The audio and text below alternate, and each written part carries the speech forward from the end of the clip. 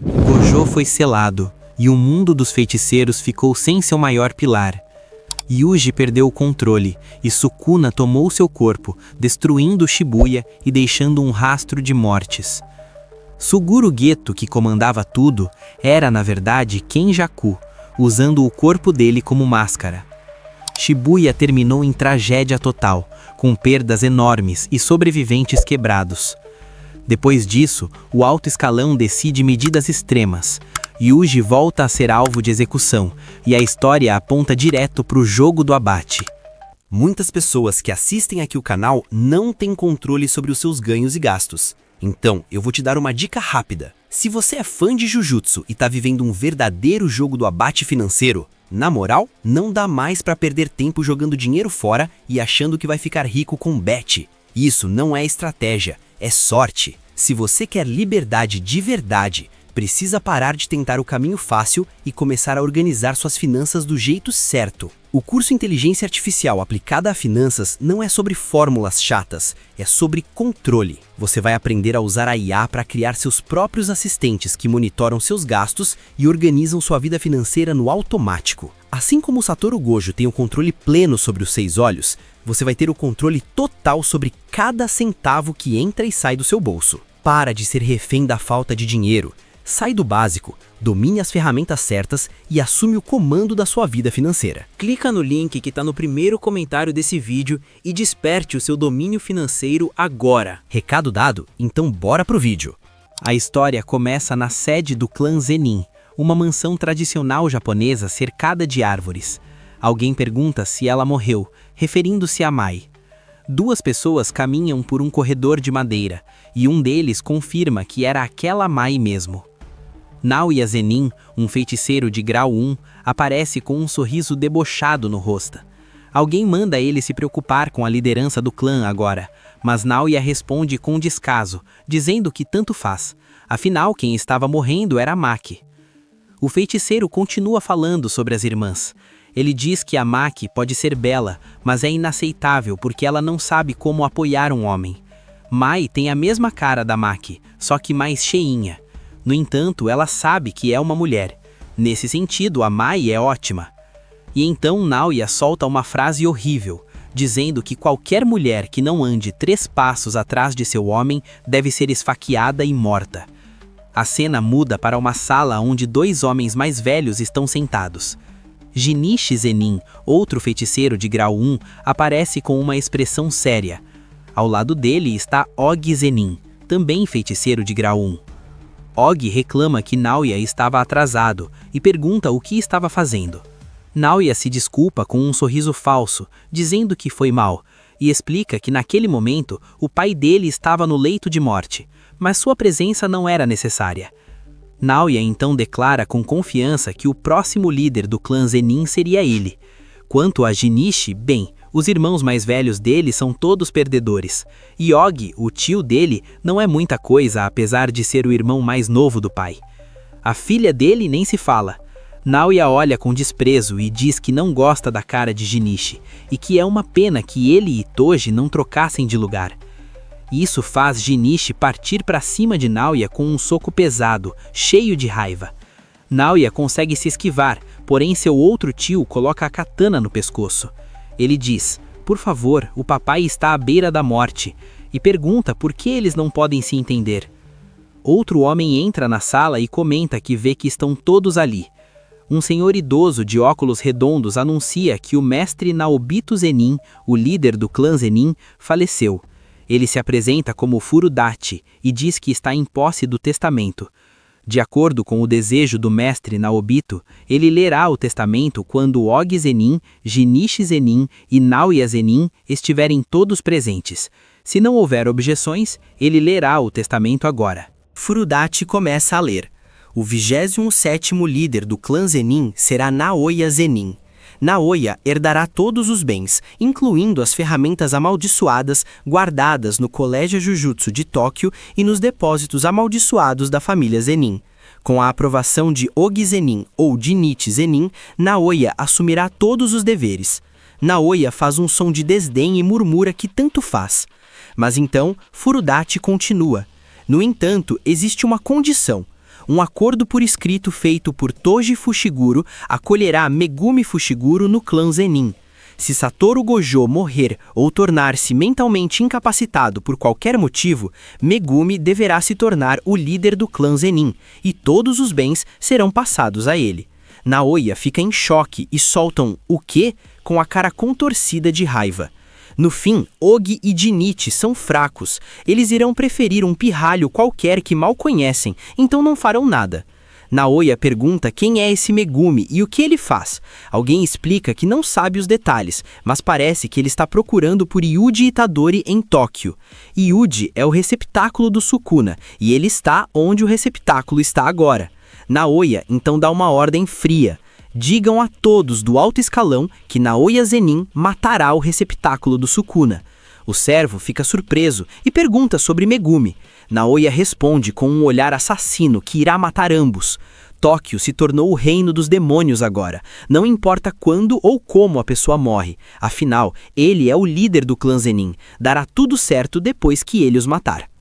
A cena muda completamente para Tóquio, onde uma mulher de cabelos longos caminha entre espíritos amaldiçoados em uma cidade destruída. Ela pede desculpas por não fazer nada antes. A situação chegou a um ponto que ela pensou que deveria apenas ficar de olho nas coisas por um tempo. Ela se apresenta dizendo que é apenas uma mera beldade que quer erradicar os espíritos amaldiçoados do mundo e pergunta se Yuji percebeu que ela não está necessariamente do lado dele. Ela diz que está na hora de confrontar Tengen e que escoltarão aquelas crianças que estavam lá. Como desculpas, ela e seus companheiros assumirão a responsabilidade. Então, ela pergunta o que Yuji fará. A cena corta para uma grande escadaria onde Yuji está sentado, sozinho e abatido. Shozo aparece e chama por ele. Yuji diz que está bem, de algum jeito, apesar de ter sido atingido por um raio negro. Shozo pergunta como estão os machucados dele. Yuji responde que pode sentir o poder dele crescendo e acha que é por causa do Sukuna. Então, Shozo diz para Yuji não se preocupar com ele e que ele pode voltar para o colégio Jujutsu. Shozo precisa recuperar o que falta dos irmãos dele. Yuji diz que não é que não queira voltar ou algo assim. Ele não está preocupado com Shozo. Sukuna está armando algo que envolve o Fushiguro. Além disso, ele matou muita gente. Quem garante que alguém que ele salvou não matará alguém no futuro?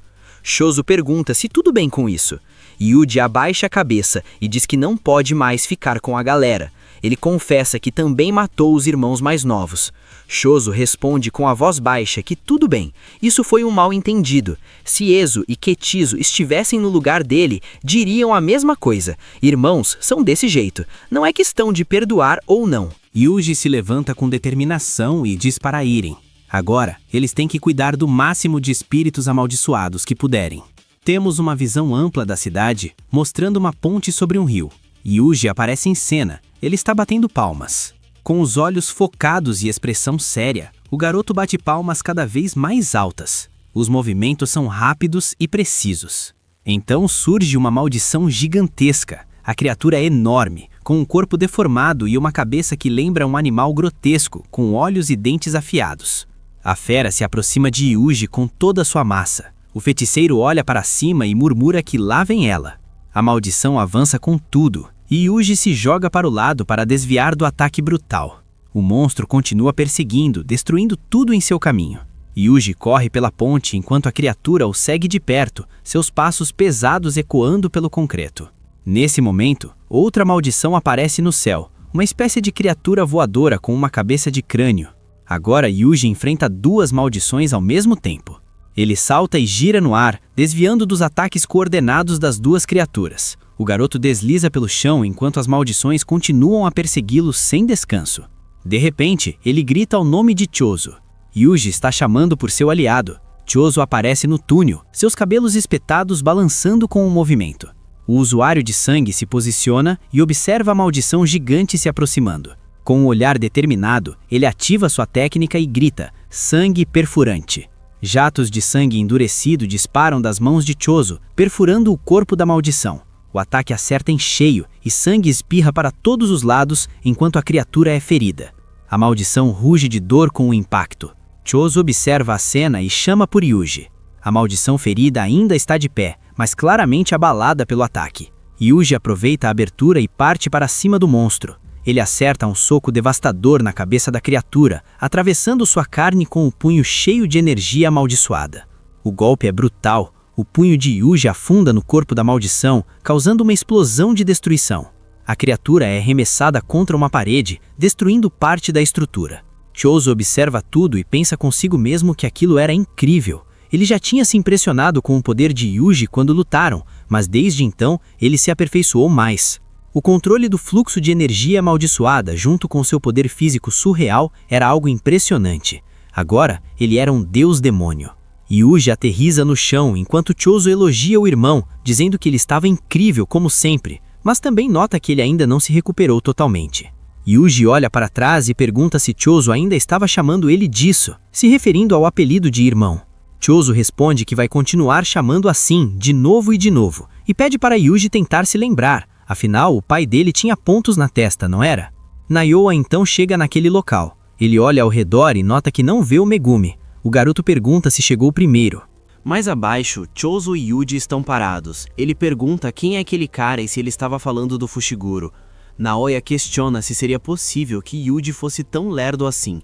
O rapaz pergunta o que eles estão fazendo ali, já que estão totalmente expostos, e questiona se não querem fugir. Yuji parece confuso e responde com um "hã? Fugir?" O loiro explica que a sentença de morte de Yuji foi aprovada de novo desde que o apoio de Satoru se foi. Ele menciona que Gojo é tão flexível que salvou muitos feiticeiros. Yuji solta um "ah" de surpresa, como se só agora entendesse a gravidade da situação. O rapaz então pergunta o que ele quer com o Fushiguro.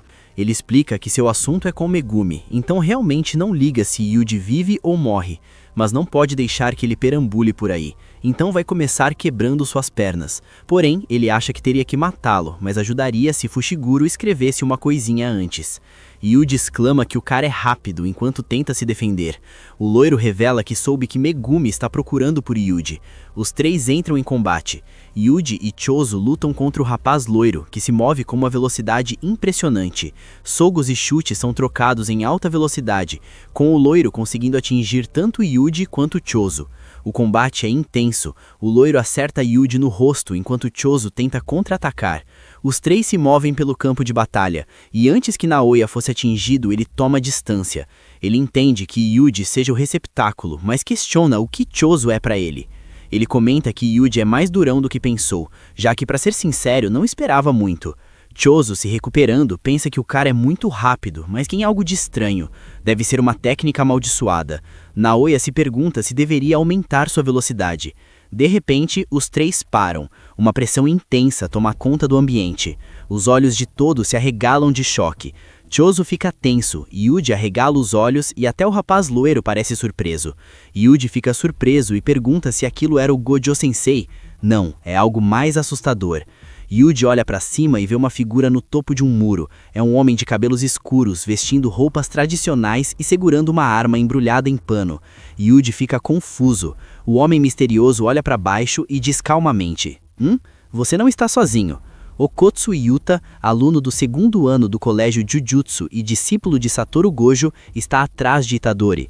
O veterano da escola aparece empunhando sua katana, pronto para a missão. Yuji olha para o cara que acabou de aparecer na sua frente e pergunta quem é ele. Um estrondo ecoa pelo local. Chozo observa a cena de longe ao lado de Yuji, e o garoto de cabelo rosa fica tenso pensando: quem quer que seja, o motivo dele estar ali não pode ser bom. Sem aviso, Okotsu avança em alta velocidade e desfere um golpe brutal. O impacto é tão violento que acaba destruindo tudo ao redor. Chozo observa a destruição e Yuji fica surpreso. Okotsu, ainda segurando a espada, pergunta em voz alta quem é Itadori Yuji. Chozo arregala os olhos surpreso e solta um "o quê?" sem entender.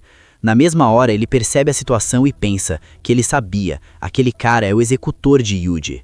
Naoya ergue uma mão e grita para ele esperar um pouco. Naoya confirma que é seu aliado. Ele reconhece o cara e pergunta se ele não é o Okotsu-kun. Yuji entende. Esse é o aluno do 2º ano que Fushiguro mencionou. Yuji fica confuso com a situação, e o espadachim se apresenta como um feiticeiro de grau especial, assim como o Gojo Sensei. Ele pergunta quem é o outro cara, que explica que se chama Naoya Zenin, e que é primo da Maki-chan. Assim como Yuta, disseram para ele matar Itadori, mas ele avisa para não se preocupar, que não vai atrapalhar. Porém, em troca, ele quer algo.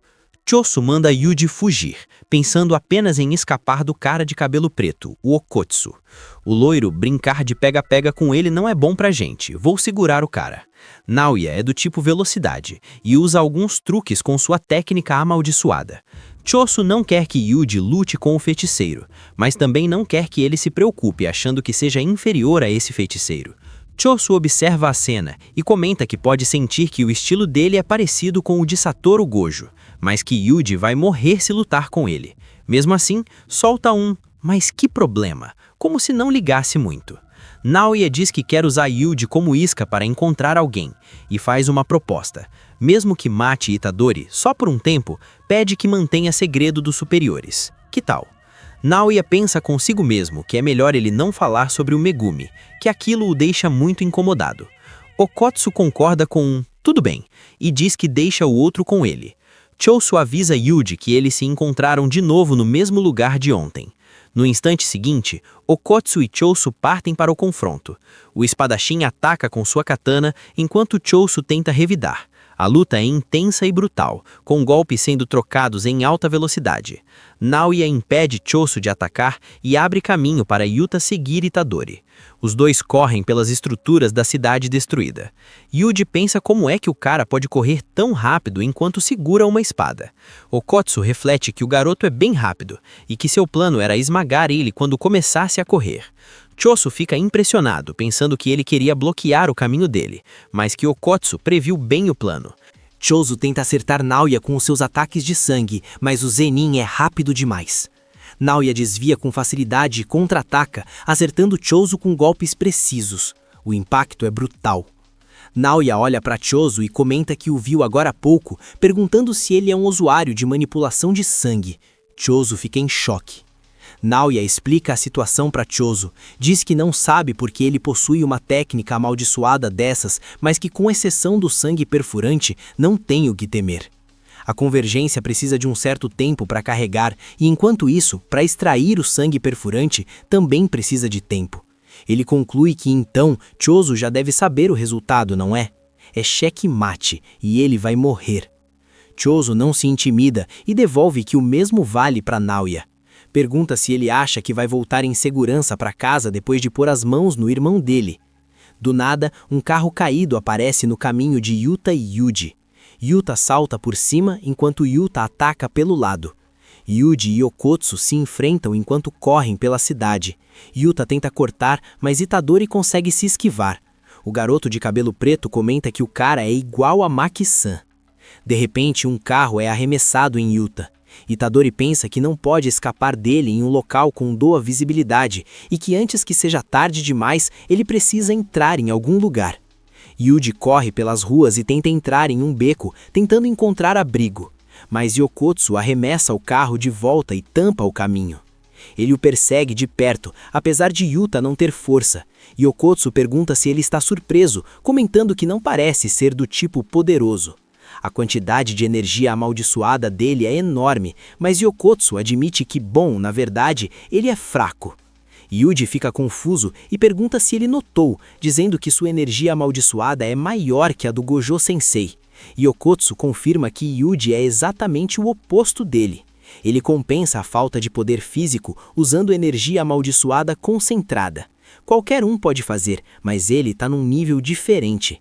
Okotsu explica que em termos de performance, Gojo Sensei é o número 1. Embora ele possa ficar sem energia amaldiçoada, isso não acontece com Gojo.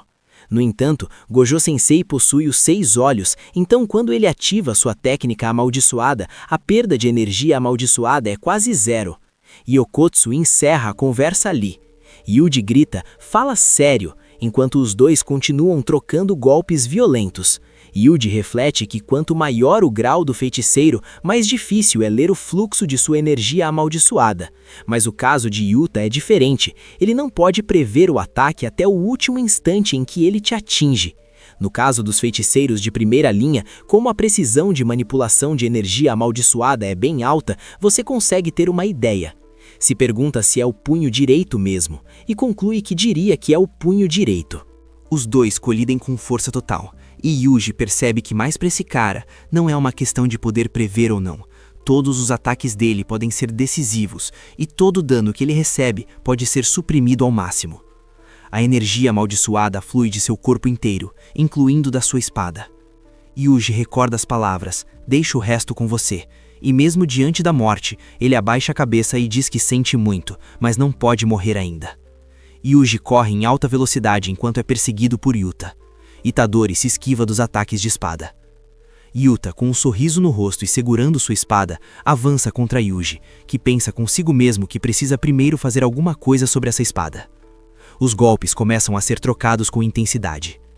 Enquanto desvia, Yuji analisa a situação.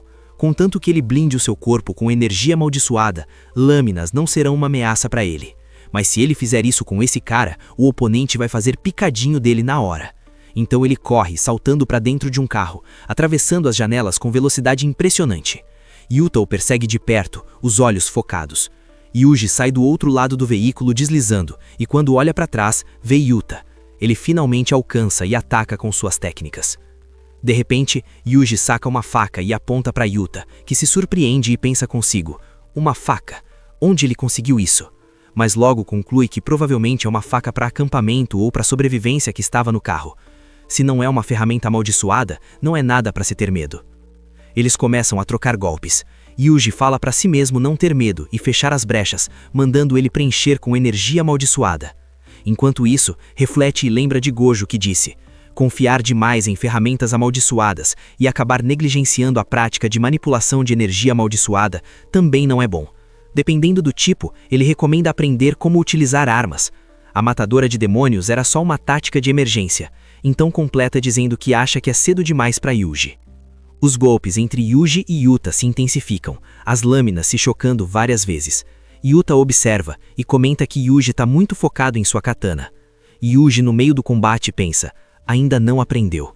Yuta percebe que o garoto está focado na sua katana e aproveita para acertar um chute frontal devastador. Yuji sente o impacto brutal e pensa, surpreso, que há tanta força em apenas um chute frontal. Os dois trocam mais golpes até que em um momento de abertura, Yuta consegue quebrar a faca de Yuji com sua katana. A lâmina se parte e voa pelos ares. Yuji observa que seu peito foi cortado. Ele pisa na espada de Yuta e desfere um chute que também quebra a katana. Yuta recua, comentando que a espada quebrou. Bom, é claro, afinal você é o discípulo do Gojo Sensei. Ele suspira e admite que isso nunca era para ser fácil. Yuji, sangrando e ofegante, analisa que a ferida é profunda, mas seus órgãos ainda estão intactos. E agora, eles dois estão desarmados. De repente, algo monstruoso surge atrás de Yuji. Uma criatura gigantesca e assustadora o agarra por trás, que pergunta o que Yuta está fazendo. Yuta, com calma, simplesmente diz que só estão brincando, Rika. A criatura monstruosa, Rika, segura Yuji com força. O garoto apavorado diz que não consegue se mexer, que é muito forte. Rika? O que é isso? Shikigami? De onde essa coisa veio? Yuta ignora os gritos e ordena para Rika segurar ele para ele. Então, com uma expressão fria, ele saca uma espada e atravessa Yuji, que cospe sangue. Yuta olha para Yuji caído e sangrando e apenas diz desculpa. Observando, Sukuna faz um som de irritação com a língua, mas rapidamente ele percebe algo e sorri. A cena muda. Shozo avança numa corrida desesperada, o rosto cheio de fúria. Shozo tenta se esconder, mas Naoya é absurdamente rápido. Shozo é pego na técnica amaldiçoada e depois é atingido com tudo. Ele pensa desesperado que o garoto é rápido demais, ele não consegue descobrir como as técnicas amaldiçoadas dele funcionam. É tão desigual que Naoya nem precisa revelar as técnicas para ele. Enquanto apanha, Shozo continua analisando. Nem é questão de usar a convergência, ele nem consegue usar uma manipulação de sangue fora do seu corpo. A luta continua brutal, com Shoso sendo jogado contra pilares e paredes. Naoya o domina completamente. Mesmo assim, ele continua de pé. Naoya para por um momento e comenta com respeito que Shoso é durão. Sério, pergunta quem ele é. Shoso, sangrando e exausto, mas ainda determinado, responde que é o irmão mais velho, de 10 irmãos. A expressão de Shoso muda, tornando-se intensa e ameaçadora. Ele concentra seu poder e anuncia sua técnica, fluxo da escama vermelha, sem tredecilhões. Shoso encara Naoya com um olhar intenso. O usuário de manipulação de sangue se apresenta dizendo que ele é o mais velho de 10 irmãos. Naoya, sem paciência, reclama que não obteve resposta para sua pergunta. Ele estava perguntando sobre a técnica de Shoso, querendo saber como ele consegue ser tão forte. De repente, Shoso parte para cima de Naoya em alta velocidade. O membro do clã Zenin percebe na hora que o oponente está se adaptando à sua técnica. Ele entende que Shoso está usando o fluxo da escama vermelha, concentrando o poder dele nos músculos extraoculares para aumentar a sua acuidade dinâmica visual. Naoya contra-ataca com um golpe brutal que manda Choso voando contra a parede. O impacto é violento.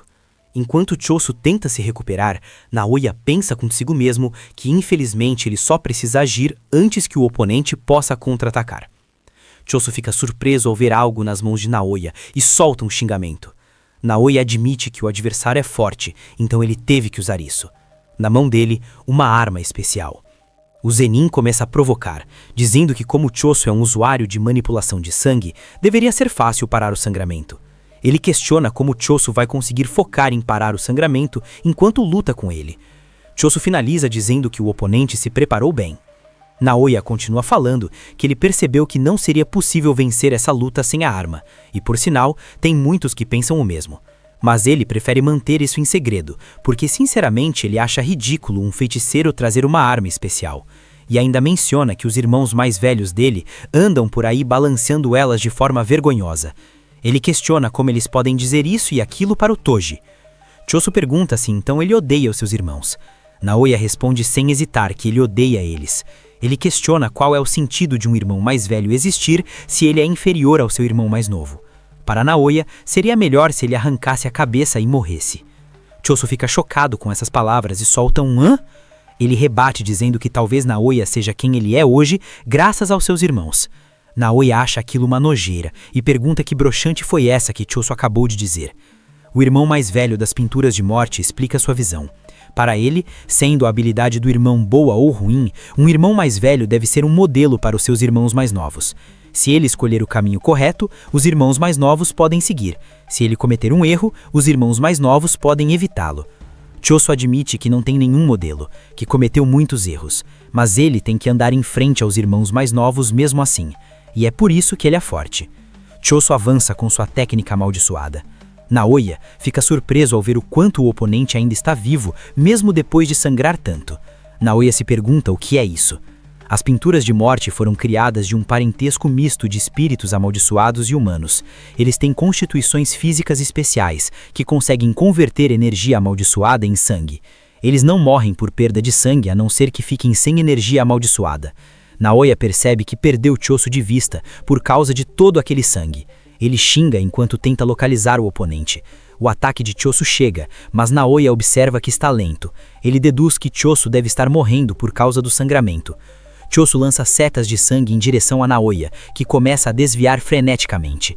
O Zenin pensa que não pode deixar o corpo ser coberto por aquele sangue. Uma onda acerta o pé de Naoya. Choso então avança e desfere um chute. Naoya se defende. Ele percebe na hora que está pesado. Ele entende que deve ser porque o sangue molhou a roupa dele e endureceu. Os dois se encaram à distância. Naoya se pergunta por que Choso não vem atacá-lo. A narração revela que essa é uma técnica amaldiçoada original, desenvolvida e refinada pelo Choso por 150 anos. Choso executa seu golpe final. Uma explosão massiva de sangue atinge Naoya em cheio. O nome da técnica é Supernova. Enquanto o sangue explode ao redor, Naoya cai ferido e ensanguentado. Choso, também coberto de sangue, pede desculpa, dizendo que não entende o porquê de Naoya não ter conseguido amar os seus irmãos. Nesse momento, alguém aparece. É Yuta Okotsu, carregando o corpo inconsciente de Itadori. Ele se aproxima de Shoso e olha para ele com calma. Shoso se vira, mas é atingido por um golpe. Yuta menciona que Naoya está desprezível. Okotsu é devastador. Yuta se aproxima calmamente e comenta que parece que ele se machucou. Naoya está caído no chão, vomitando sangue depois de uma luta pesada. Mesmo derrotado, ele ainda gritava furioso para não ser subestimado por aquele moleque. Yuta explica que sua técnica amaldiçoada reversa também pode curar os outros e, em troca, pede para ele dizer aos superiores que o Itadori está morto. A cena muda para um flashback. Um homem chamado Jin aparece segurando um bebê nos braços e seu pai, um senhor de cabelos brancos, tenta conversar com ele. O filho já corta o assunto dizendo que se o pai for falar sobre ela, ele vai embora. O velho, então, diz que Jin pode viver do jeito que quiser, mas que desista daquela mulher. Jin aparece segurando o bebê Yuji e pede para não dizerem essas coisas na frente dele, porque dizem que os bebês se lembram mais do que pensamos. Mas o aviso é sério. Se não desistir, ele vai morrer. O senhor continua explicando que sabe que Jin queria um filho e não conseguiu ter um com Kaori, mas que Kaori morreu porque uma mulher o interrompe, chamando-o de sogro. Uma mulher de cabelo escuro e cicatriz na testa. A mulher, então, pergunta do que eles estão falando, com um sorriso perturbador no rosto. O flashback termina e Yuji acorda assustado, com os olhos arregalados. Ele se vê sentado diante de uma fogueira improvisada em meio aos escombros, com Yuta do outro lado. Confuso, ele solta um "hã?" e tenta falar alguma coisa, mas Yuta o interrompe com um enorme alívio no rosto, dizendo que estava preocupado. Yuji fica sem entender nada. Enquanto isso, vemos o que aconteceu anteriormente. Naoya estava caído no chão, completamente arrasado. Ele pensa consigo mesmo que com aquela quantidade de sangue, o cara nem era humano e que aquilo não era efeito de uma técnica amaldiçoada. Ele questiona se a manipulação de sangue pode fazer aquilo, se era veneno, e percebe que seu corpo está rejeitando o sangue não humano que entrou nele, como se fosse uma maldição completamente concretizada. Yuta então se aproxima dele e pergunta se deve curá-lo. De volta à fogueira, Yuji ainda está perdido. Yuta explica que em setembro, quando o Gojo Sensei veio visitar, ele pediu para Yuta tomar conta de Yuji. Assim como o próprio Yuji, ele também teria uma missão secreta. Então Gojo pediu para ela ficar de olho nele, especialmente no Itadori Yuji do primeiro ano. Se algo acontecesse com Gojo, ele queria que Yuta tomasse conta dos alunos do primeiro e do segundo ano, e mencionou que o Hakari provavelmente ficaria bem. Yuta não conseguia imaginar o que poderia acontecer com alguém tão forte. Voltando ao presente, ele continua a explicação. Decidiu que seria melhor contornar a situação assim, ao invés de deixar outra pessoa ser o executor e acabar tendo todas as informações de Yuji sendo confidenciais. Ele então explica que os anciões não são idiotas, então em troca de se tornar o executor, eles fizeram um pacto com Yuta para matar Yuji. Ele confessa que o matou uma vez e sente muito por isso. Yuji, ainda absorvendo tudo, pergunta então por que ainda está vivo. A resposta é simples, por causa da técnica amaldiçoada reversa. Assim que o coração dele parou, ela começou a curá-lo. Ele já tinha ouvido umas histórias sobre ele antes, então pensou que isso pudesse funcionar. Yuji pensa que não são muitos que sabem que ela pode pegar energia positiva e liberá-la. Yuta continua explicando que por agora eles vão considerar a execução de Yuji oficialmente concluída. Isso pode ser exposto imediatamente, mas é a situação em que estão, então essa é a segunda vez que cobriram a morte dele. Yuji pergunta por que ele está fazendo tudo isso. Yuta responde que é porque ele é importante para aqueles que são importantes para ele. Yuta também teve que lidar com um grande poder que não conseguia aguentar, mas diferente dele, o poder que ele carrega não é dele. Yuta pensou que o poder tinha sido forçado nele, mas na verdade, ele mesmo que criou. Olhando firme para Yuji, ele diz que não é culpa dele. Ele responde que Yuta não entende, que o problema não é se a culpa é dele ou não. Yuji, sentado do outro lado da fogueira, abaixa a cabeça. De repente alguém chama seu nome. Itadori. Nesse momento, Fushiguro Megumi aparece caminhando em direção a eles. Yuji o vê e chama seu nome, surpreso. Fushiguro pergunta o que ele está fazendo ali. Vamos voltar para o colégio Jujutsu. A barreira da escola está enfraquecida agora, então desde que ninguém veja Yuji, não tem problema em ele voltar. Ele diz para se reagruparem com os senpais. Primeiro, mas Yuji o interrompe gritando para ele parar. Ele repete que não deve agir como se nada tivesse acontecido, como se tudo estivesse normal. Yuta se lembra das palavras que disse antes. Desculpa, mas eu não posso morrer ainda. Ele observa que Yuji resiste, mas aposta que ele ainda não tem certeza se merece viver ou não. É por isso que ele se segurou quando estava lutando com Yuta. Yuji grita que matou pessoas. Fushiguro então olha firme para ele e diz que a culpa é deles, não só de Yuji, que ele não seja egoísta e desista sozinho. É claro que ele diria isso. Eles são feiticeiros Jujutsu, não são heróis lutando pela justiça. Então sempre tem que provar o valor da própria existência. Ninguém pode julgá-los. Eles não têm o luxo de pensar em si mesmos, só tem que salvar pessoas. Fushiguro acredita que aquilo seja o princípio original por trás das ações de Yuji. Porém, o garoto pensa que não. Desde que ele esteja perto, Fushiguro vai sofrer. Mas seu amigo responde que então comece salvando ele. Ele revela que Noritoshi Kamo fez planos para aqueles envolvidos com Jujutsu se enfrentarem em um jogo do abate. E Atsumiki está presa naquilo. Então ele implora a Itadori. Precisa da força dele. Megumi explica a situação para Itadori. Noritoshi Kamo fez planos para aqueles envolvidos com Jujutsu se enfrentarem em um jogo do abate. E Atsumiki está presa naquilo. O garoto de cabelo espetado olha sério para o protagonista e pede por favor, Itadori, que ele precisa da sua força. Na mente de Yuji, ecoa a frase que sempre carregou consigo. Você é um garoto forte, então ajude as pessoas. O protagonista fica pensativo e começa a explicar a situação. Ele diz que tem 15 dedos dentro dele agora, e que mesmo se fizessem comer os 5 restantes, não acha que o Sukuna o controlaria. O motivo do Sukuna ter tomado seu corpo em Shibuya provavelmente foi porque o forçaram a comer 10 dedos de uma vez. Mas o importante é que o Sukuna está planejando usar o Fushiguro para alguma coisa. Dito isso, Itadori olha firme para os dois e faz um pedido sério. Se ele for possuído pelo Sukuna de novo, que não hesitem em matá-lo. Ele acredita que eles consigam fazer isso. Yuta responde que vai dar o seu melhor. O protagonista pergunta o que deve fazer, e Fushiguro então traça o plano. Primeiro, vão voltar para o colégio Jujutsu e contatar o mestre Tengen. Precisam descobrir como remover o selo do reino da prisão, e também qual é o objetivo concreto do Noritoshi Kamo e os passos futuros. O jogo do abate é um terrorismo Jujutsu nunca antes visto, e para arrumar essa bagunça, precisam achar as respostas para essas questões. Megumi acredita que só o mestre Tengen sabe. Mas existe um problema, a barreira que encobre o mestre Tengen. Itadori sugere que talvez a Tsukumo saiba como passar, mas Megumi responde que já falou com ela e que essa ideia foi dela. Ela está se escondendo no colégio Jujutsu também. O protagonista fica surpreso e pergunta, escondendo? Fushiguro explica que ela não quer se envolver com os superiores.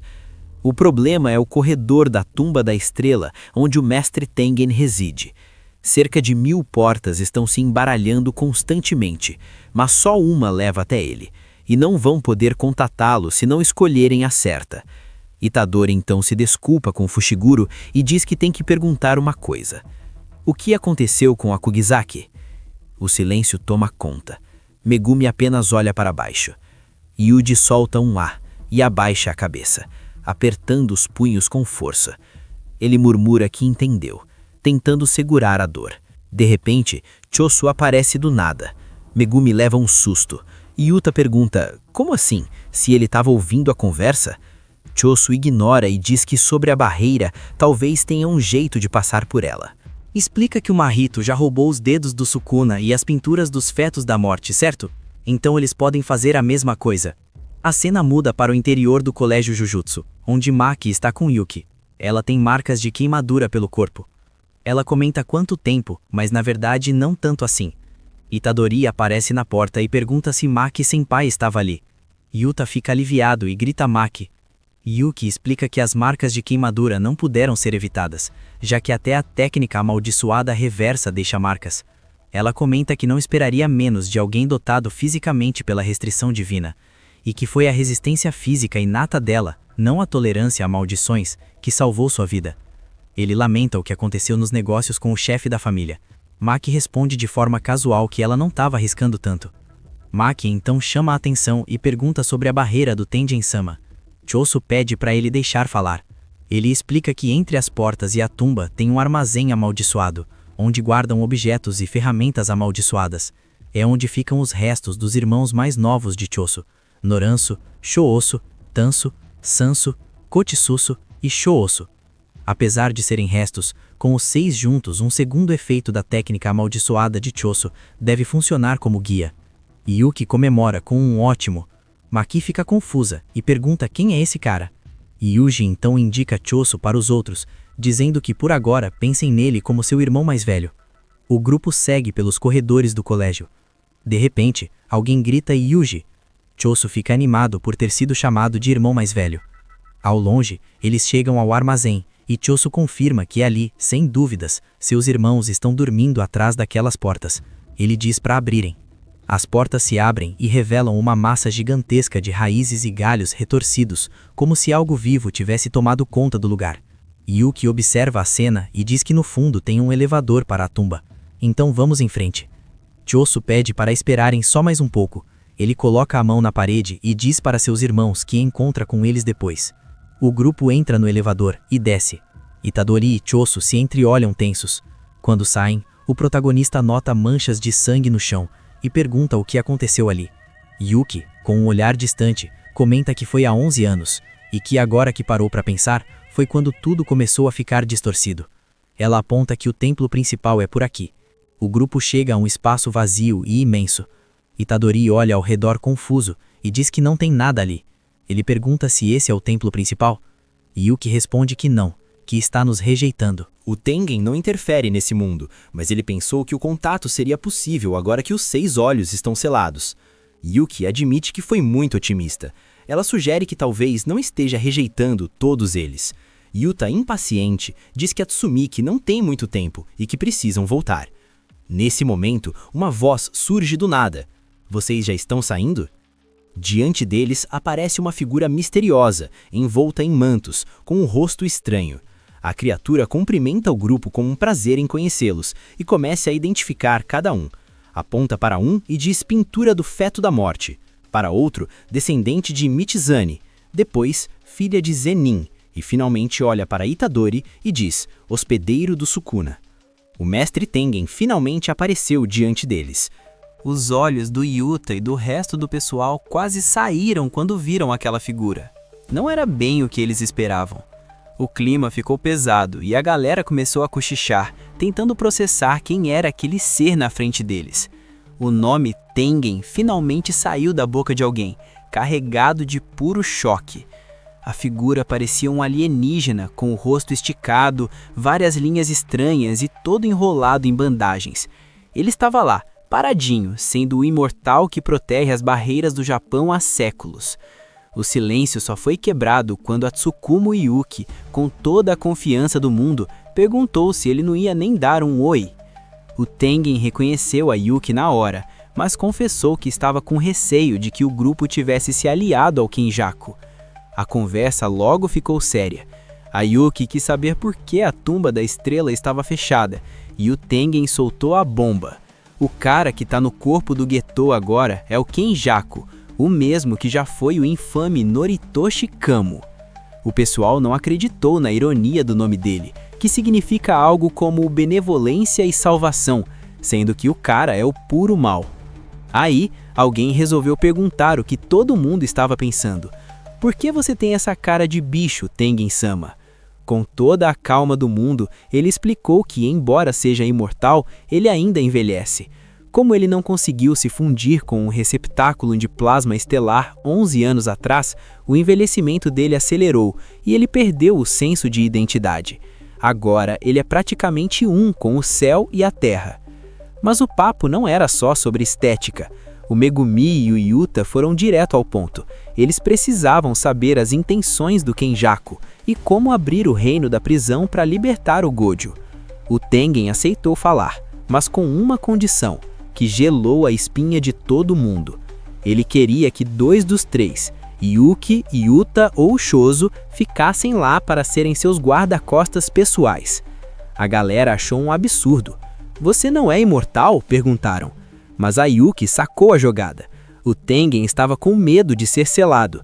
Ele explicou que o plano real do Kenjaku é forçar a evolução humana no Japão. Só que ele não quer fazer isso de um jeito bonitinho. Ele quer assimilar a humanidade inteira com o próprio Tengen. Se isso acontecer, o mundo acaba. O Tengen explicou que na forma atual dele, ele está mais para uma maldição do que para um humano. Isso significa que ele pode ser controlado pela técnica de manipulação de maldições do Kenjaku.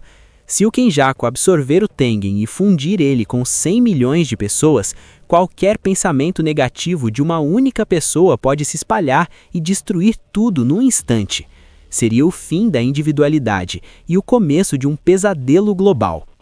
O Tengen também contou que ele, o receptáculo de plasma estelar, e os usuários dos 6 olhos, como o Gojo, estão ligados pelo destino. O Kenjaku tentou quebrar esse ciclo por 1000 anos e falhou todas as vezes até que o Toji Zenin apareceu 11 anos atrás. Como o Toji não tinha nada de energia amaldiçoada, ele era um erro no sistema e conseguiu destruir o destino de todo mundo. Isso deu a brecha que o Kenjaku precisava para colocar o plano do jogo do abate em prática. Para salvar a Tsuzumiki e o resto do pessoal, o grupo decidiu que precisava entrar nesse jogo bizarro e adicionar novas regras. O Shozo e a Yuki decidiram ficar, para proteger o Tengen, enquanto o Yuji e o Yuta partem para a ação. Antes de irem, o Tengen mostrou o que eles tanto queriam, o fundo do reino da prisão. É como se fosse uma porta das costas para tirar o Gojo de lá. O problema é que para abrir essa porta, eles precisam de itens específicos que o próprio Gojo destruiu no passado, como a corda negra e a espada invertida do céu. O Yuta até tentou achar o resto da corda na África com o Miguel, mas deu em nada. A única esperança agora é uma jogadora do jogo do abate chamada Hana Kuruzo, conhecida como a Anja. A técnica dela consegue anular qualquer outra técnica amaldiçoada, e ela é a chave para abrir o selo e trazer o feiticeiro mais forte de volta. O grupo continuava reunido com o Tengen, tentando entender quem é essa tal de Anja. A notícia boa é que a técnica dela pode anular qualquer outra técnica amaldiçoada, inclusive o selo do reino da prisão. O Tengen confirmou que ela está em uma das barreiras de Tóquio, mas avisou que não consegue ver muita coisa lá dentro porque as regras do jogo estão bloqueando a visão dele. O jogo do abate não é brincadeira. Existem 10 barreiras espalhadas pelo Japão, e o objetivo real do Kenjaku é preparar a população para se fundir com o Tengen. Isso transformaria todo mundo em algo que nem é mais humano. O tempo está correndo. O ritual deve terminar em uns 2 meses, mas o problema imediato é a Tsumiki, irmã do Megumi. Ela tem pouco mais de 10 dias para entrar no jogo, ou a regra de remoção de técnica vai acabar matando ela.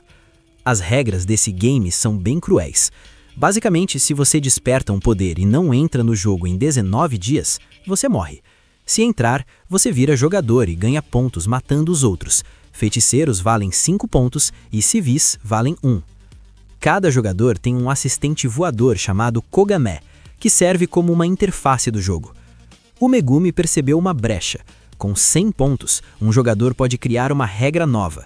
O plano deles agora é acumular esses pontos para mudar as regras e salvar a Tsumiki sem precisar que ela mate ninguém. Mas tem um detalhe: se a sua pontuação ficar parada por 19 dias, o jogo entende que você não está participando e, tchau, você morre também. Ou seja, eles vão ser forçados a se mexer. Com o plano traçado, a equipe resolveu se separar. Yuki e Choso ficaram para trás como guarda-costas do Tengen, já que o Kenjaku vai tentar vir atrás dele a qualquer custo. A Maki decidiu voltar para o clã Zenin para recuperar armas amaldiçoadas, agora que o Megumi é o novo chefe da família. O Yuta foi o mais direto. Ele já decidiu entrar em uma colônia sozinho para sentir o terreno e procurar o panda. Antes de sair, rolou aquele clima pesado. O Yuji pediu que, se o Sukuna tomasse o controle de novo, não hesitassem em matá-lo. Foi um momento de despedida bem triste, especialmente para o Choso, que ficou todo emocionado vendo o irmão partir para a luta. Para fechar, fomos apresentados a um personagem bem inusitado, Takaba Fumihiko. Ele é um comediante de 35 anos que está fracassando feio na carreira. Ninguém ri das piadas dele, o empresário vive dando bronca e ele parece estar no fundo do poço. Só que após uma conversa estranha sobre o que realmente faz alguém ser popular, o Takaba parece ter tido um estalo. Ele foi confirmado como um dos novos jogadores do jogo do abate. Ele não parece ser um lutador, mas o olhar dele no final indica que ele pode ser uma das peças mais imprevisíveis dessa guerra que está começando. Vemos algumas lembranças do passado. O diretor Yaga Masamichi está em uma cela fria e úmida, encarando o pessoal do alto escalão da Jujutsu. A conversa é tensa. Eles descobriram que o Yaga criou corpos amaldiçoados que não precisam de um feiticeiro para dar energia. Eles se movem sozinhos e criam a própria força. Por causa disso, o Yaga foi sentenciado à prisão perpétua. Os velhos lá de cima estão morrendo de medo, porque se ele quisesse, poderia criar um exército inteiro de bonecos vivos e dominar tudo. Eles exigem saber como o panda foi feito, mas o Yaga apenas fecha os olhos e diz que não tem a menor ideia. Atualmente, vemos ele em uma floresta linda e calma. Ele está com o Takeru, um bonequinho em formato de gato que usa gravata. O clima é de despedida. O Takeru sente que algo está errado, mas o Yaga tenta disfarçar, dizendo que vai apenas para uma viagem de negócios bem longa. Ele acaricia o Takeru e pede para ele cuidar de todos os outros. O Yaga então abre a porta de uma cabana e vemos dezenas de outros corpos amaldiçoados vivendo ali, como se fossem uma família. Eles se despedem do pai sem saber que talvez nunca mais o vejam. De volta ao presente, o panda está rendido por cordas, mas o Kusakabe aparece e acaba cortando elas. O Kusakabe solta o panda e diz que está fazendo isso porque deve um favor enorme ao Yaga. No passado, o Yaga ajudou a irmã do Kusakabe, que tinha perdido o filho pequeno. O Yaga criou o Takeru usando as informações da alma desse sobrinho falecido. Mesmo sabendo que o boneco não era o menino de verdade, aquilo deu forças para a irmã do Kusakabe continuar vivendo. Por gratidão a esse gesto humano do diretor, o Kusakabe deixa o panda fugir. A noite cai e o Yaga caminha sozinho pelo pátio. Ele diz que está indo ver o seu filho. É aí que ele é cercado. Um feiticeiro exige a técnica de criação dos corpos artificiais. Logo depois, o diretor Gakuganji aparece com sua guitarra elétrica. O clima fica pesado porque os dois são velhos conhecidos, mas o Gakuganji está ali para cumprir ordens. A luta começa e é brutal. O Yaga resiste o quanto pode, mas acaba sendo jogado contra uma grade, todo ensanguentado. Perto do fim, o Yaga decide falar. Ele revela o segredo que o alto escalão tanto queria. Para criar um corpo amaldiçoado perfeito, você precisa de 3 almas compatíveis em um só núcleo. Elas precisam se observar o tempo todo para a consciência nascer. O Gakuganji fica em choque. Ele pergunta por que o Yaga só contou isso agora, já que se tivesse falado antes não seria executado. O Yaga dá um sorriso triste e diz que contar o segredo agora é a sua maldição para o Gakuganji. Ele quer que o velho carregue esse peso para sempre. O panda chega correndo, mas já é tarde demais. O Yaga cai morto. O Gakuganji fica ali parado, esperando o ataque do panda, mas o urso não faz nada.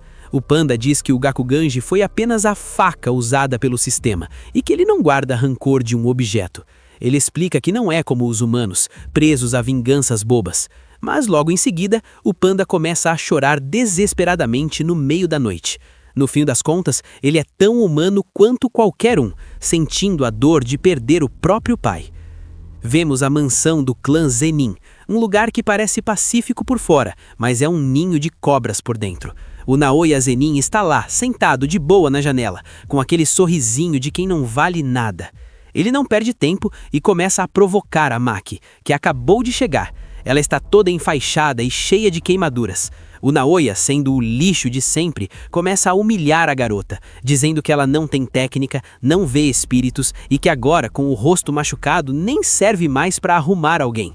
A Maki não se abala, e ele só quer saber o que ela vai fazer da vida. Vai seguir o Okotsu e o Megumi?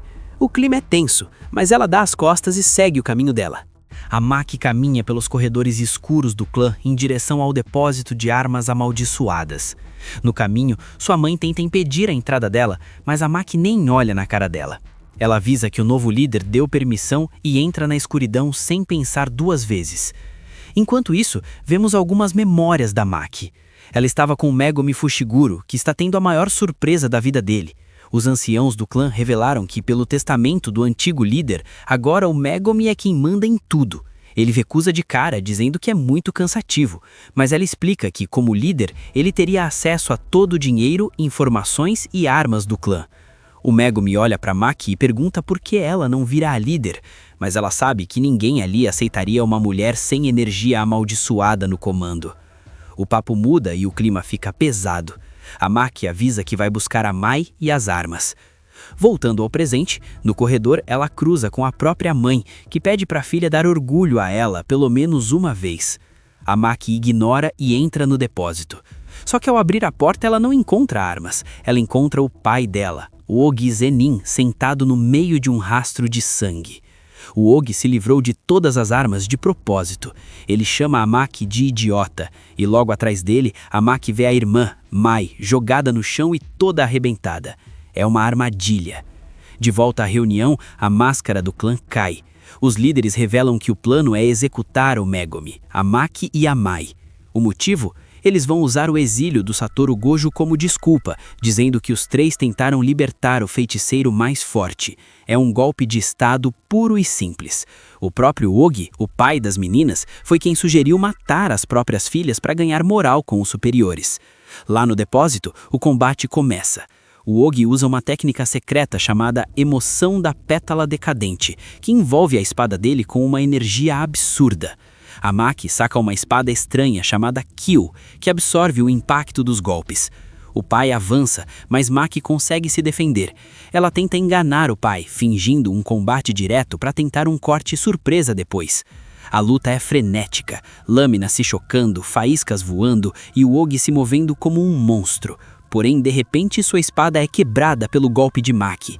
Ele fica exposto, mas de repente toma distância e desfere outro ataque que atinge Mai. Ela acaba levando um corte profundo. O Ogi pressiona a filha contra a parede, transbordando ódio. Vemos que a espada dele estava sendo completada com energia amaldiçoada.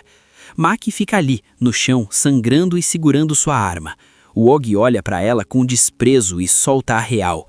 Ele diz que o único motivo dele não ter virado o líder do clã no passado foi porque as duas filhas dele são um fracasso. Vemos a Maki derrotada, ouvindo o próprio pai dizer que ela não vale nada. A situação da Maki não podia ser pior. Ela estava caída, sangrando ao lado de sua irmã. O Ogi, o próprio pai delas, estava ali, puxando as duas e deixando um rastro de sangue, olhando com aquele desprezo de quem não sente um pingo de remorso. Ele jogou na cara dela que ela era um fracasso e que ele só não se tornou o líder do clã por causa das filhas. Para completar a crueldade, o Ogi jogou a Mai e a Maki escada abaixo, direto para um fosso de treinamento. Só que aquele lugar não era para treinar, era para punir. O fosso estava lotado de maldições de nível 2, criaturas bizarras e famintas que já estavam só esperando o sinal para atacar. Lá do alto, o Ogi deu o adeus final. Ele disse que ia se livrar das manchas da vida dele e deixou a Maki e a Mai lá para morrerem. O coração da Mai batia forte enquanto ela se arrastava até a irmã, que também estava muito mal. As maldições iam se fechando em volta delas, sussurrando coisas horríveis, mas a Mai não ia desistir tão fácil. Ela abraça sua irmã, que está inconsciente, e diz que odeia aquela situação. De repente, a cena corta para um lugar estranho. É uma praia vazia, um espaço mental onde as duas irmãs se encontram. A Mai explica que, no mundo Jujutsu, gêmeos são vistos como um único indivíduo. Por causa disso, enquanto a Mai estivesse viva, a Maki nunca conseguiria atingir seu potencial máximo. A Mai decide então fazer o sacrifício final. Ela usa o resto da sua energia para criar uma espada poderosa, mas isso custaria a vida dela. A Mai se despede e entra no mar, deixando um último pedido para a irmã: destrua tudo. De repente, as duas ficam com suas aparências de criança e, sorrindo, a Mai repete para sua irmãzona destruir tudo. Quando a Maki acorda de volta no fosso, ela está segurando o corpo sem vida da Mai. Em sua mão, agora brilha uma espada sinistra. As maldições tentam avançar, mas algo mudou. A Maki agora é uma força da natureza. Ela simplesmente varre todos os espíritos do salão em segundos. Lá em cima, o Hoje sente que o clima pesou. Ele vê a Maki subindo as escadas e pela primeira vez sente um medo real.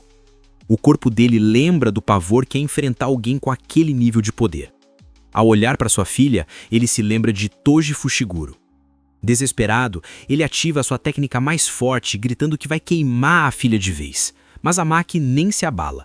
Ela rapidamente passa pelo seu pai e corta a cabeça do velho no meio.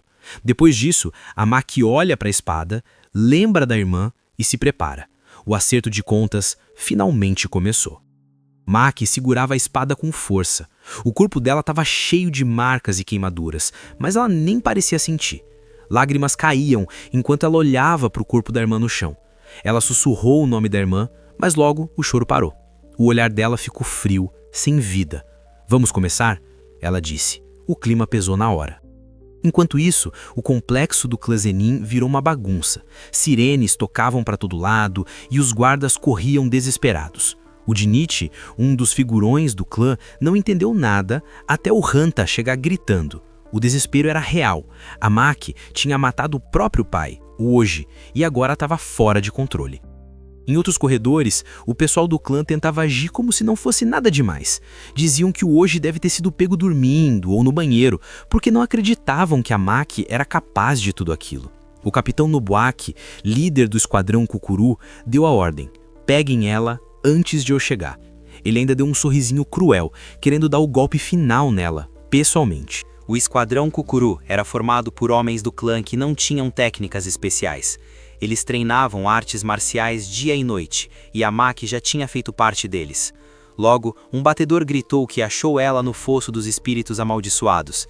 Dezenas de soldados cercaram a garota, que estava parada com 2 espadas na mão. Antes do primeiro ataque, a Maki lembrou da Mai. Ela pediu desculpas mentalmente, mas a voz da irmã ecoava na cabeça dela com uma ordem clara: destrua tudo. Maki abriu os olhos e o massacre começou. Ela não estava apenas lutando, ela estava ceifando vidas. O primeiro que atacou teve suas mãos arrancadas, o segundo teve sua cabeça cortada. Ela se movia como uma sombra. No primeiro movimento, um soldado já caiu morto. O corpo dela deslizava entre as lâminas como se soubesse exatamente onde cada golpe ia atingir. Ela decapitava os soldados e desferia golpes certeiros em suas cabeças. As espadas quebravam e o sangue pintava as paredes tradicionais do clã. Após cravar as espadas na cabeça de alguns inimigos, ela quebrou alguns pescoços com seus chutes. Maki então utiliza suas espadas novamente e atinge nas pernas de um adversário. O Nobuaki, assistindo de cima, perdeu o sorriso rapidinho quando viu seus homens sendo mutilados um por um. Vendo que os soldados comuns não davam conta, o grupo de elite, chamado Rei, entrou na briga. Esses eram os feiticeiros de nível alto. O Shojuro usou sua técnica de terra para tentar esmagar a Maki com pilares de pedra em forma de mãos. O Jinichi, um gigante cheio de cicatrizes, saltou para o meio da luta, junto com o Hanta. Ela foi capturada por essa técnica, mas quebrou tudo como se fosse nada. A velocidade da Maki era assustadora. O pessoal não conseguia acreditar que aquela era a mesma garota de antes. Ela corre e se defende facilmente dos ataques de 2 inimigos ao mesmo tempo. Maki atinge a garganta de cada um deles com seus punhos e fura seus pescoços. O Hanta tentou imobilizar ela usando sua técnica, mas o corpo dele tremia de terror. Ele gritou que não conseguia segurar ela. Maki então começa a quebrar aquela técnica com as próprias mãos, e os olhos do garoto começam a sangrar. O Jinichi veio com tudo para dar o soco final, gritando que a Maki tinha se tornado um monstro igual ao Toji Fushiguro. Ele desfere seu ataque, vários socos gigantes caem como meteoros em cima da garota. Houve um estrondo e depois um silêncio total. Quando a poeira baixou, Hanta pergunta se Jinichi conseguiu, mas a Maki estava de pé e o Jinichi estava morto. Ela arrancou sua cabeça. Maki caminhou até uma ponte. Foi aí que apareceu Naoya, o chefe do esquadrão de elite. Ele chegou com aquele sorriso irritante de sempre. Ele olhou para todo aquele sangue e perguntou, quase rindo, se a Maki não tinha coração. A resposta dela foi curta e grossa: não. Ele levou embora. Vemos algumas lembranças do passado. Naoya sempre se achou um gênio. Desde pequeno, todo mundo dizia que ele seria o próximo chefe do clã Zenin, e ele acreditava plenamente nisso. Ele andava com aquele sorriso de quem é superior a todo mundo, mas no fundo tinha uma coisa que não saía da cabeça dele: a existência do Toji Fujiguro.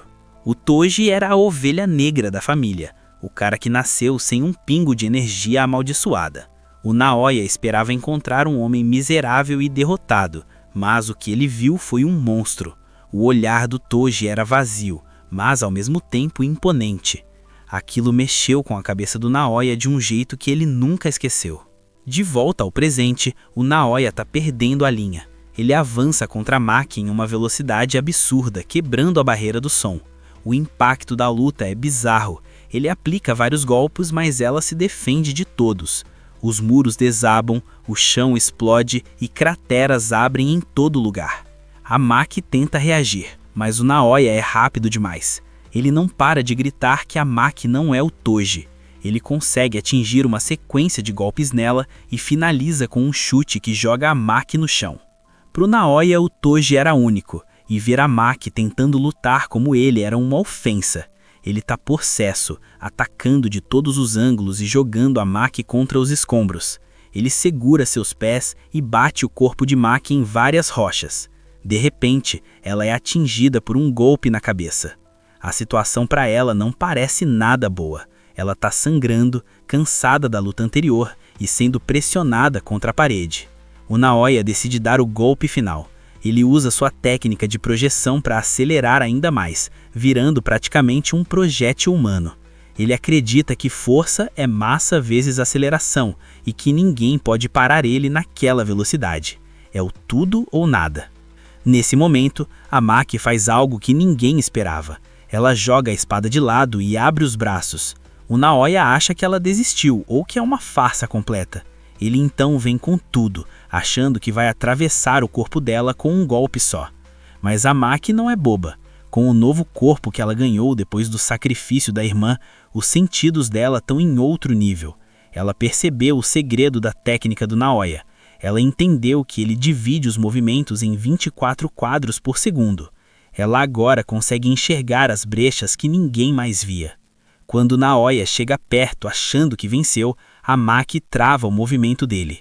Antes que ele pudesse terminar de chamá-la de farsa, ela acerta um soco devastador bem no meio da cara dele. O impacto é tão forte que o Naoya é arremessado para longe, totalmente derrotado e ensanguentado. Ela fica ali, de pé, olhando para ele caído no meio dos destroços. Com toda a calma do mundo, a Maki pergunta se ele quer repetir o que tinha dito. O jogo virou completamente. Maki chega pelos corredores daquela casa enorme e tradicional do clã Zenin. O clima sempre foi pesado por lá. A mãe dela estava na cozinha, entre o vapor das panelas e o cheiro de comida, mas dava para ver o medo nos olhos dela. Um medo que parecia que nunca ia embora. A Maki sempre quis saber por que a mãe pediu para ela voltar, mas essa era uma pergunta que ficaria sem resposta. O cenário é de puro horror. O olhar dela estava vazio. A casa do clã estava completamente destruída. Seus membros foram mortos. Porém, alguém o quebra as portas e entra rastejando naquele local. Esse é Naoya. Em um dos cômodos, ele estava se arrastando, completamente destruído. Mesmo com os ossos quebrados e o rosto inchado, ele ainda tentava ser arrogante. Ele xingava a Maki, furioso porque ela não tinha terminado o serviço. Mas, quando ele tenta levantar, alguém aparece na porta. Era a mãe da Maki e da Mai. Ela estava com um kimono sujo de sangue e segurava uma faca. O Naoya entra em desespero quando percebe que não consegue mais usar sua energia amaldiçoada. Ele vira um alvo fácil. Naquele momento, a mãe de Maki cai sobre Naoya e perfura suas costas com a faca. Em seus momentos finais, a mulher tem um estalo de memória. Ela vê as duas filhas pequenas brincando felizes em um campo de flores. Ela diz para si mesma que, apesar de tudo, ficou feliz por ter dado à luz as duas. Então, ela faz o que precisava ser feito. Do lado de fora, Maki está indo embora, carregando o corpo de sua irmã. E Momo Nichimiya chega correndo pelas escadas de pedra. Ela sentiu que algo terrível tinha acontecido e estava desesperada. No topo da escada, ela dá de cara com a Maki. Ela estava sozinha, carregando o corpo da Mai. A Momo desaba, chorando sem parar, sem entender como as coisas chegaram naquele ponto. A Maki nem parou para dar explicações. Ela só deixou o corpo de sua irmã com a Momo e disse: "Deixe o resto com você." Maki passou direto e depois disso ela simplesmente sumiu na escuridão da noite. O salto daquele dia foi pesado. Dezenas de membros de elite do clã desapareceram e depois foram confirmados como mortos.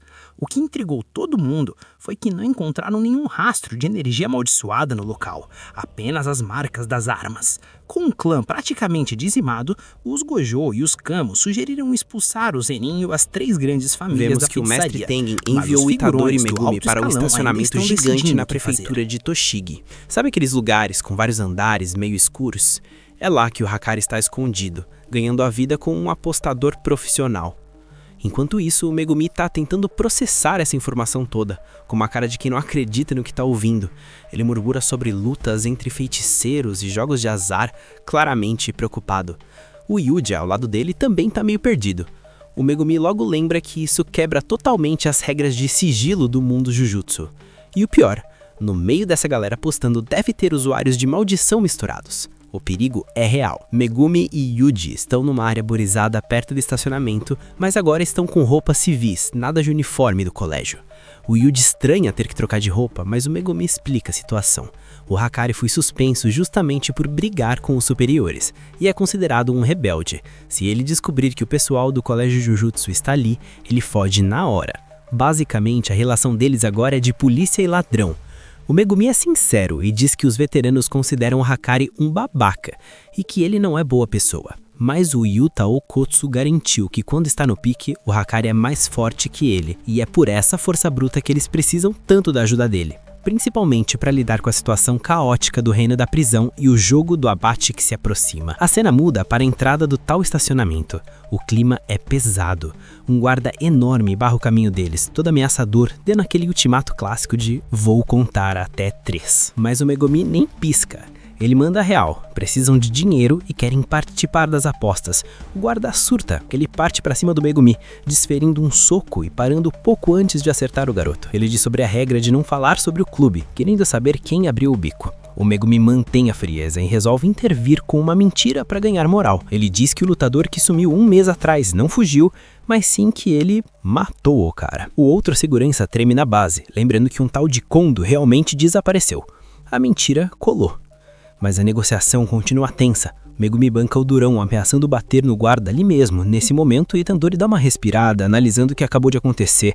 Ele percebe que não podem chegar pedindo para ver o chefe direto. Seria muito suspeito.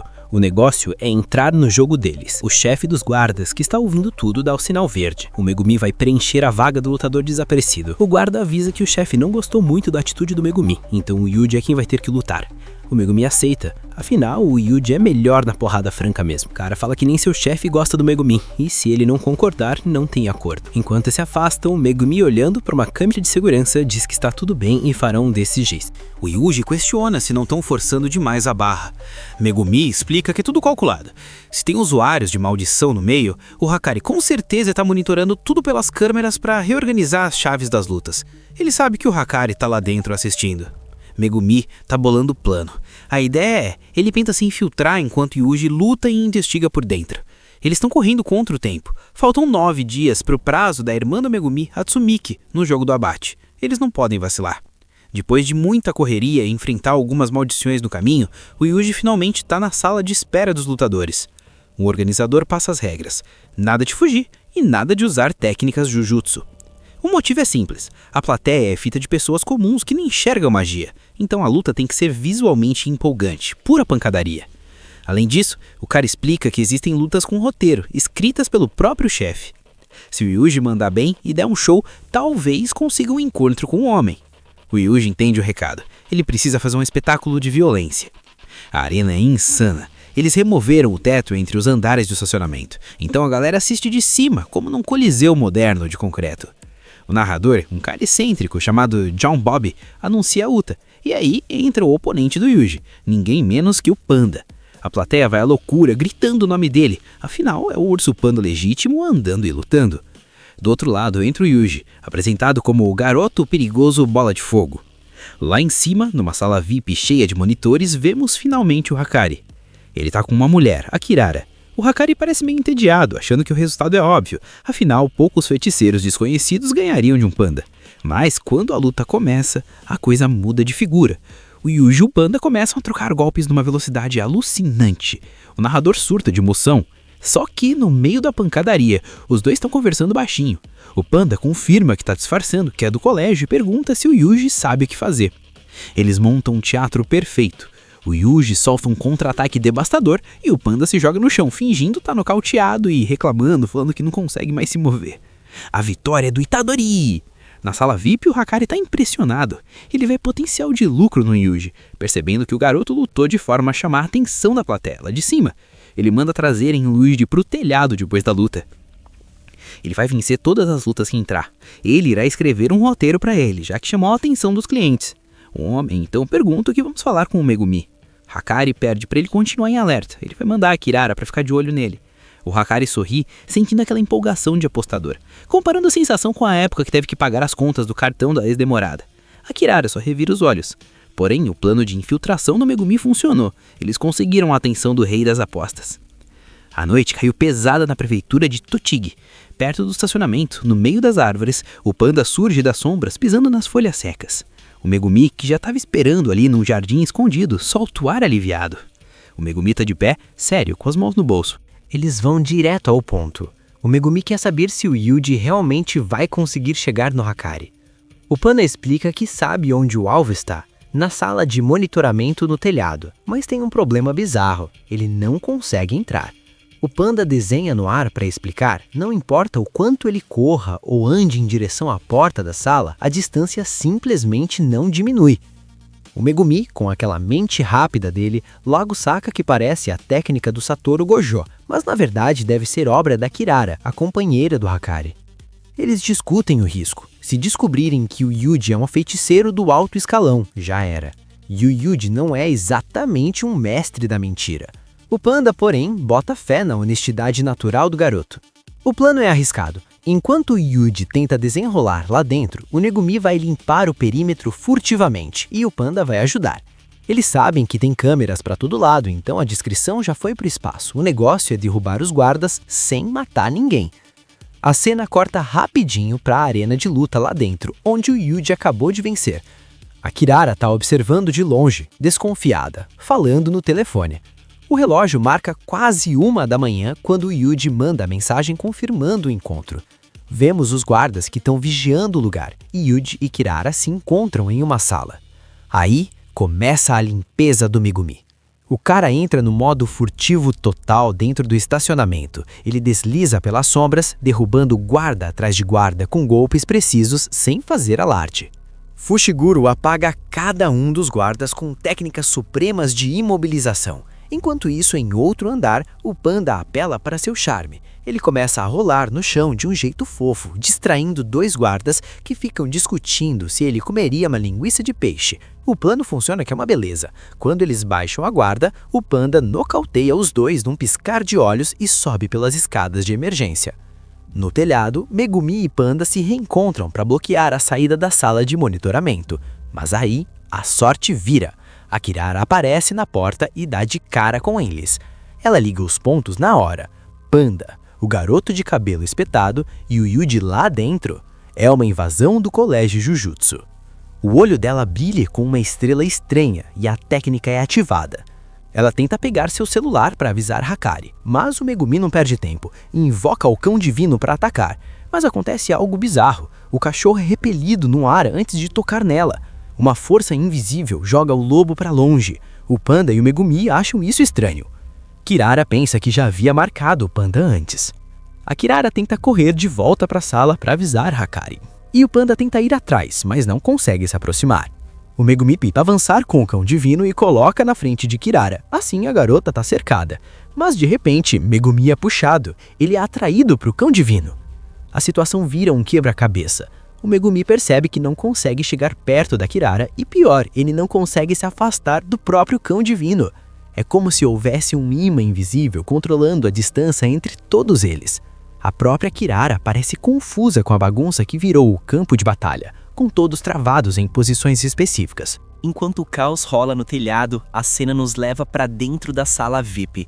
O Hakari tá lá, todo imponente no sofá, jaqueta de pele e sorriso de quem manda no pedaço. Ele encara o Yuji e solta uma proposta indecente do nada. Você poderia receber mensalmente 1 milhão de ienes trabalhando 1 hora por dia, ele diz, com aquele ar de vendedor de sonhos. Você acreditaria em mim se eu te dissesse isso pra você? O Yuji fica em silêncio processando a loucura e solta o olhar genuinamente confuso. Ao que parece, na sala de monitoramento, o clima tá tranquilo, mas com aquele ar de perigo. O hacker tá largadão no sofá, parecendo um rei do crime, e resolve testar o Yuji com uma daquelas propostas que parecem boas demais para ser verdade. Ganhar 1 milhão de ienes por mês, trabalhando 1 hora por dia. O Yuji, que não é bobo nem nada, fica desconfiado. O hacker ri e admite que é golpe mesmo, explicando que ele vende a informação de como ficar rico e é assim que ele lucra. Para ele, tudo gira em torno da paixão. Ele acredita que a vida é uma aposta constante e que as pessoas que evitam riscos ou não sabem a hora de parar são as que a sociedade descarta. O objetivo dele é ambicioso. Ele quer usar o clube da luta para dominar essa paixão do país e obrigar os figurões do Jujutsu a aceitarem o negócio dele nas regras oficiais. O papo tá fluindo, o hacker até convida o Yuji para fazer parte do esquema, mas aí o telefone começa a tocar sem parar. É a Kirara ligando, mas o hacker ignora e oferece uma bebida chique pro garoto. O Yuji acaba dizendo que é menor de idade e não pode beber nada alcoólico. O hacker casualmente comenta que o Gojo Satura também não bebe. E é aqui que o Yuji comete o erro fatal. Tentando manter o disfarce de que não é do meio, ele pergunta: quem é Gojo? O clima na sala congela. O hacker vira a bebida de uma vez e encara o moleque. É impossível um feiticeiro não conhecer o Satoru Gojo. A máscara caiu. O hacker não espera explicação. Ele ativa sua técnica e 2 portas aparecem, prontas para cortar o Itadori no meio. Ele consegue saltar e se esquivar antes disso. Hakari avança com uma velocidade absurda e acerta o Yuji. O garoto tenta se defender e explicar que só quer conversar, mas o Hakari é uma máquina de bater. Yuji é jogado para trás e as portas tentam prendê-lo. A sala vira uma bagunça, Hakari começa a acertar socos na cara do Yuji. Ele chuta a cabeça do garoto. O Hakari percebe o telefone tocando no chão e saca que é um sinal de emergência da Kirara. Agora ele tem certeza, é uma invasão. Itadori tenta se defender e lembra do motivo de ter ido ali. Eles querem ajuda do Hakari. O garoto segura Hakari e dá uma cabeçada. Itadori pede para ele escutar, mas o homem diz que não quer. O olhar de diversão some e ele diz que já esfriou, ou seja, perdeu o interesse no papo e agora é só violência. Enquanto o pau quebra lá embaixo, no telhado a situação é tensa, mas no diálogo, o Panda e o Megumi tentam convencer a Kirara de que não são inimigos e que o mundo Jujutsu tá um caos com terrorismo e barreiras. A Kirara solta o verbo sobre por que o Hakari odeia os superiores. A facção conservadora detesta técnicas modernas. Eles acham que o Jujutsu tem que ser tradicional e a técnica do Hakari, que envolve elementos modernos, como portas de trem e pachinko, é tudo que eles abominam. Ela acha que os alunos do colégio são mimados porque o Gojo sempre resolve. É aí que o Megumi manda real. O Gojo Sensei foi selado, foi por isso que perdemos. A Kirara fica balançada, mas ainda não consegue confiar neles, achando que é tudo mentira. O Megumi percebe que não vai ganhar no argumento e precisa agir rápido para chegar no Hakari. Ele faz um selo de mão e invoca a fuga dos coelhos. De repente, o telhado é inundado por centenas de coelhos brancos, criando uma confusão visual completa. A Kirara fica sem reação com a fofura caótica, e o Megumi aproveita essa maré de pelos para avançar, decidido a capturar a Kirara e forçar uma negociação com Hakari. No telhado do estacionamento, o clima de mistério atinge o ápice. O Megumi está lá, cercado por centenas de coelhos da sua técnica Fuga do Coelho, mas ele nota algo estranho. Cada um deles tem um nome e uma estrela marcadas nas costas. Nomes como Acros, e ele percebe o nome Gacros gravado na porta. A maré branca de coelhos se espalha por todo o prédio, e a Kirara, lá de cima, fica sem entender nada, achando que o Megumi vai acabar sendo esmagado pelos próprios Shikigramis, já que a técnica dela faz com que alvos com a mesma marca se atraiam violentamente. Mas o Megumi é um gênio tático. Ele e o Panda começam a trocar informações rapidamente. O panda está marcado como Imai e o Megumi como Acros. Analisando os nomes e o comportamento da repulsão, o Megumi mata a charada. A técnica da Kirara, chamada Encontro do Amor, é baseada na constelação do Cruzeiro do Sul. A Kirara tenta disfarçar, mas a cara de choque dela entrega tudo. O Megumi até agradece mentalmente a sua irmã, Tsumiki, por ter lhe ensinado sobre as estrelas.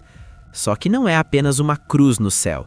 O Megumi percebe que existem 5 estrelas envolvidas e que a técnica funciona como um caminho obrigatório, um jogo de tabuleiro estelar.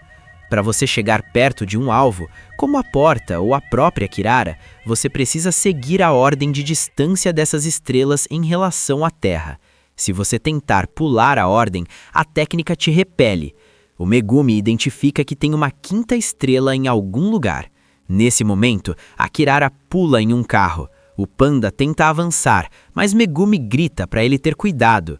Nessa hora, o carro atingido pela garota vai na direção do panda. Ele tenta jogar o carro para longe e pede para o panda procurar a garota. Megumi grita para o panda não jogar o carro, ele está marcado com a mesma estrela. Nesse momento, o panda é atingido novamente pelo carro. Megumi corre pelo estacionamento e consegue achar a Mimosa. A marca estava no chão de uma vaga de carro que a Kirara colocou. O Megumi corre para tocar na marca Mimosa e liberar seu próximo passo na trilha espacial.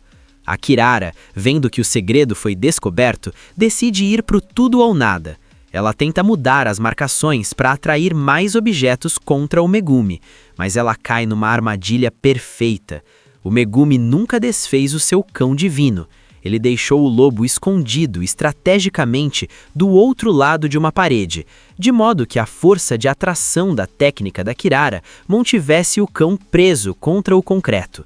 Assim que o Megumi se posiciona e a Kirara entra na linha de visão, ele libera o Shikigami. O impacto é certeiro. Antes que a Kirara consiga reagir, o cão divino avança e segura a garota. Os dois são atraídos até o Megumi, que aproveita a brecha para imobilizá-la no chão. Sem saída e com a técnica desfeita, ela não tem mais como impedir a conversa. O Megumi, mantendo a calma absoluta mesmo depois de toda essa bagunça, olha nos olhos dela e manda o recado final. Escute o que tenho a dizer. Agora, o caminho para o Hakari está finalmente aberto.